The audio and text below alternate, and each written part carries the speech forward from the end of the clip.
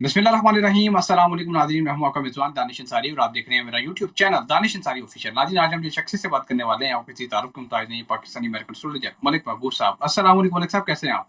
वालेकुम अस्सलाम। अल्लाह का शुक्र है। आप बताएं कैसे हैं। अल्हम्दुलिल्लाह मलिक साहब, मैं भी ठीक हूँ। मलिक साहब, आपने एक प्रेडिक्शन की थी और बताया था कि इंडिया और पाकिस्तान के दरमियान अनकरीब कोई नया महाज खुलता हुआ दिखाई दे रहा है।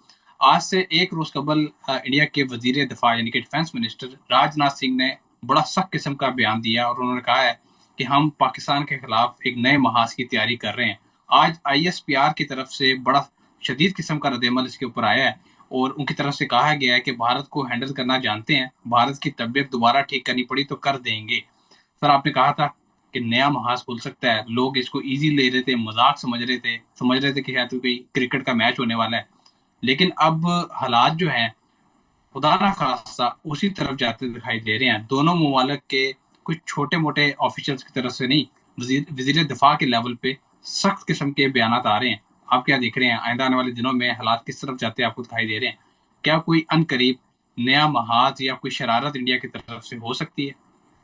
देखें दानिश भाई, बात यह है कि अनफॉर्चुनेटली हमारी जो आवाम है उनको हर चीज ऐसा लगता है कि बहुत इजी है। इसमें कसूर हमारा भी नहीं है। हम लोगों को जिस माहौल में रखा गया है, जो मुश्किलात का सामना करना पड़ा है, हम कोई भी टफ से टफ चैलेंज को डेफिनेटली इजीली हैंडल कर सकते हैं। लेकिन ये जो जंग का मसला है ना सर, ये बड़ा खतरनाक। इसकी वजह यह है, लोगों की अमवात होती है। और सबसे ज्यादा नुकसान इस चीज का होता है कि जो आपने जितनी भी तरक्की की है, वैसे तो पाकिस्तान बहुत पीछे है इंडिया के लिहाज से। जितनी भी हमने इंफ्रास्ट्रक्चर बनाए हुए हैं, जो भी हालात हैं, वो सब चीजें तबाह होने का डर होता है। क्योंकि जब बम या मिसाइल उड़ रहा होता है तो उसकी लोकेशन तो पता होती है जिन्होंने छोड़ा होता है, लेकिन ये नहीं पता होता कि आग गिरना किधर है। तो ये आप समझें कि आप बहुत खतरनाक एक आग से खेल रहे हैं। मैं इसीलिए 2 महीने पहले भी यही बोलता था कि अल्लाह करे ऐसा ना हो। मैं हर प्रिडिक्शन के बारे जो खराब होती है यही बोलता हूँ, क्योंकि अगर गलत होगी ना तो ज्यादा से ज्यादा लोग क्या करेंगे, क्रिटिसाइज करेंगे, कोई बात नहीं। लेकिन अगर किसी की जान चली जाएगी, किसी का माल चला जाएगा, किसी की जिंदगियां, एक जिंदगी बहुत सी जिंदगियों के रिश्तों में जुड़ी हुई होती है, तो वो बहुत बुरा डैमेज करती है। तो ये अगर लोग समझते हैं कि अगर जंग हो जाएगी तो ही वो एस्ट्रोलॉजी को मानेंगे, तो ये मेरे ख्याल से गलत है। क्योंकि ये गैब का इल्म नहीं है। एस्ट्रोलॉजी एक साइंस है, उसको साइंस की नजर से देखें, कैलकुलेशन है, उसको उसकी नजर से। कितनी दफा आपके वेदर में प्रिडिक्ट होता है कि कल बारिश होनी है, कुछ भी नहीं होता। और जब वो प्रिडिक्ट करते हैं कि कुछ भी नहीं होगा, तभी बहुत कुछ हो जाता है। तो ये इसी तरह की कैलकुलेशन है, इसको कैलकुलेशन के लिहाज से देखें। अब जहां तक आपके सवाल का जवाब रहा कि क्या ऐसे हालात हैं, जी बिल्कुल ऐसे हालात हैं। हम बहुत करीब हैं ऐसे किसी भी खतरनाक महाज के। ये किसी वक्त भी हो सकता है, क्योंकि मैंने आपको बताया था सितंबर से ये शुरू होगा और ये नवंबर तक इसकी जो टाइमिंग है बहुत खतरनाक है। Okay sir. सर, एक और बड़ा इंपॉर्टेंट बात है, अभी आपने उसको कह सकते हैं कि समुंदर को कोजे में आपने बांध दिया और बता दिया सारा कि ये प्रोडिक्शन जो है तो सही भी हो जाती है और बाज दफा गलत भी हो जाती है। लेकिन सबसे इम्पोर्टेंट बात यह है सर कि हमने सितंबर के महीने में देखा कि पाकिस्तान की तारीख में पहली मर्तबा पाकिस्तान ने कार्रवाई की।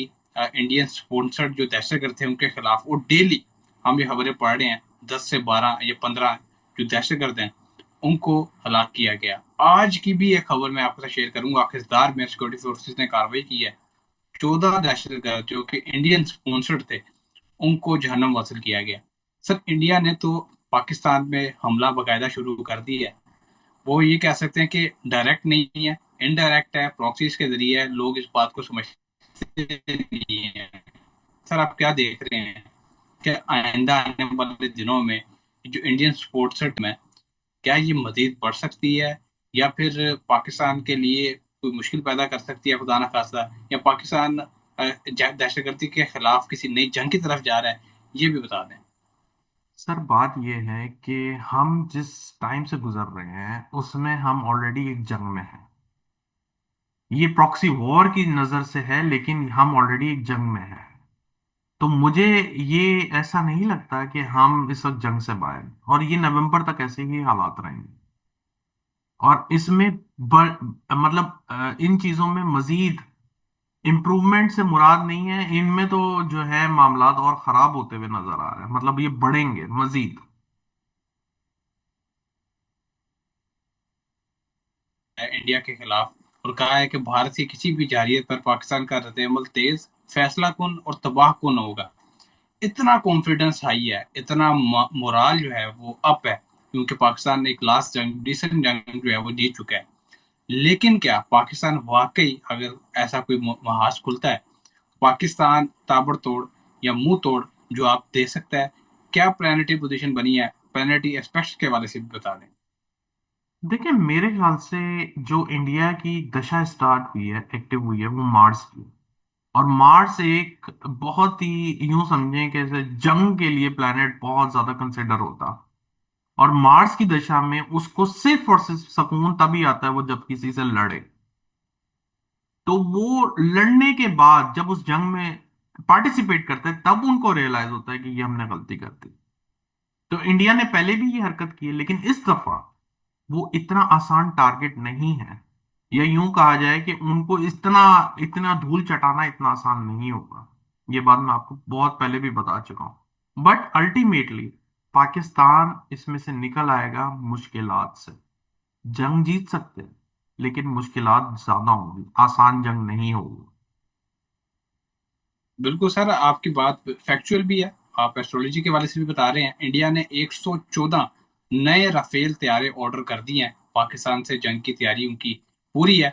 आप क्या देख रहे हैं सर, कौन सी ऐसी डेट्स हैं अक्टूबर के महीने की जो इम्पोर्टेंट हैं, जिसमें कोई खुदा न खास्ता कोई प्रॉक्सी वार के जरिए कोई ऐसा हमला हो सकता है जिसमें मेजर अटैक जिसको कह सकते हैं, या फिर डायरेक्ट वार एलओसी पे? ऐसी कौन सी डेट्स हैं इंपॉर्टेंट, वो भी बता दें। सर 13 अक्टूबर से 25 अक्टूबर ये बड़ा कॉम्प्लिकेटेड टाइम होगा। ये क्रिटिकल टाइम भी होगा, हसास भी होगा, सेंसिटिव भी होगा, और साथ साथ खतरनाक भी होगा। ये जो 13 अक्टूबर से 25 अक्टूबर का टाइम है, ये बहुत डिफिकल्ट चैलेंजेस लाता हुआ दिख रहा है। ओके सर, लास्ट क्वेश्चन करूंगा, उसका प्रोग्राम का इख्तिताम करेंगे, बड़ा ही इंपॉर्टेंट है। और वो है दुनिया के हवाले से। दुनिया के लिए, पूरी दुनिया के लिए जो अक्टूबर का महीना है, या नवंबर का भी 2 महीने आगे, वो क्या खबरें लेकर आ रहे हैं? क्या दुनिया में अमन आप होता देख रहे हैं? यूक्रेन या रशिया के दरमियान मामला हो, इसराइल या फलस्तीन के दरमियान हो, चाहे ईरान और अमेरिका के दरमियान हो, क्या मामला देख रहे हैं? अमन देख रहे हैं या कोई नए महाज खुलते देख रहे हैं? सर मुझे तो नए महाज दिख रहे हैं। देखिए फलस्तीन के लिए मैंने ऑलरेडी प्रिडिक्ट किया था, सितंबर अक्टूबर में आपको डेफिनेटली न्यूज़ मिलेगी। अल्लाह करे वहां पर अमन आए, क्योंकि वहां के हालात वाकई बहुत खतरनाक हैं। और वहां जितनी सफरिंग हुई है, मुझे नहीं लगता दुनिया में कहीं और सफरिंग हुई हो। अल्लाह करे इससे हर कोई बचा रहे। लेकिन आने वाले दिनों में मैं आपको बता रहा हूँ कि जैसे जैसे हम आगे बढ़ रहे हैं, हम एक तीसरी वर्ल्ड वॉर पे जा रहे हैं। तीसरी वर्ल्ड वॉर ऐसे रातों रात तो नहीं होगी ना सर। उन चीजों के लिए सरकमटेंसेस बनेंगे, उन चीजों के लिए प्लेनेट अलाइन होंगे। तो हमें नहीं लगता, देखें ट्रम्प जब से आया है वो अवार्ड लेके बैठ गए जी, हमने 27 ममालिक की जंगे रुकवाई। ठीक है, नो डाउट। अगर रुकवाई है नहीं रुकवाई है उस पर बहस में नहीं जाते। आप ये देखें कि जनवरी से अक्टूबर तक 27 जंगें हो गई हैं। छोटी मोटी भी हुई हैं, जैसी भी हुई हैं, वॉट एवर, ये वो क्लेम कर रहा है। अगर 27 नहीं होंगी तो 5-7 तो हो गई ना सर। तो अगर 5-7 भी हुई है, इसका मतलब एवरेज हर महीने एक जंग हो रही है। तो इसका मतलब यह है कि हम अभी अमन की तरफ जाते हुए दिख नहीं रहे। अगर आप एस्ट्रोलॉजी नहीं भी देखें, एस्ट्रोलॉजी तो बहुत कुछ दिखा रही है, लेकिन अगर हम उसको साइड पे भी कर लें तब भी आगे आने वाले हालात अच्छे नहीं हैं। अल्लाह करे सब हिफ्ज़ और ईमान में रहें, और हम इस मसलों से निकलें। लेकिन अभी सैटर्न जो है अपने लास्ट राउंड में है, 12वें हाउस से ट्रांजिट कर रहा है, जिसकी वजह से हर चीज वाइंड अप होगी। रीबर्थ तभी होगा जब एरीज में जाएगा, और एरीज में ये सब चीजें जाके कंक्लूड होंगी। एरीज को 2030 तक का टाइम है अभी। ओके, बहुत शुक्रिया सर, आपने अपने कीमती वक्त में से कुछ वक्त निकाला और इतनी जबरदस्त प्रेडिक्शन हमारे साथ शेयर की। इंशाल्लाह नेक्स्ट प्रोग्राम में ऐसे ही इंटरेस्टिंग टॉपिक्स के साथ दोबारा पेश होंगे। अगली वीडियो तक के लिए मुझे और मलिक महबूब साहब को इजाजत दीजिए। अल्लाह हाफिज।